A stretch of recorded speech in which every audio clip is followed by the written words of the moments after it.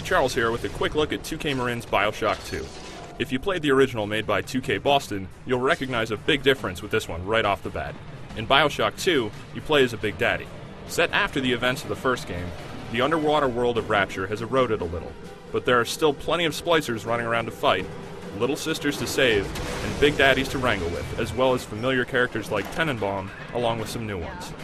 The most notable new enemy type that's been revealed so far is the Big Sister, who you'll frequently come up against as you move through the game. She wears Big Daddy gear, but she's a lot more agile, can run along walls, and will generally prove to be a formidable opponent.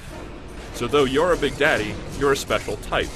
For combat, you can use an assortment of Big Daddy gear like shoulder charges or the drill arm, which is great for wiping out splicers. We've been told by 2K Marin that because a Big Daddy is tougher and more powerful than a regular old human, like the first game's protagonist, you can expect battles to involve larger numbers of enemies. If you happen to catch a splicer all alone, chances are they might book it in the other direction.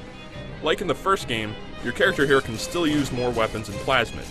You'll get an upgradable rivet gun and access to things like cyclone traps and the incinerate plasmid. These can be combined in interesting ways as well, such as placing a cyclone trap on the ground, then hitting it with incinerate, which launches enemies into the air while wreathing them in flame. Though we haven't seen that much yet, so far it seems like the game will deliver some of the same styles of play as the original, along with some interesting new twists. And we're looking forward to seeing more of 2K Marin's sequel, scheduled to be released this fall on Xbox 360, PlayStation 3, and PC platforms.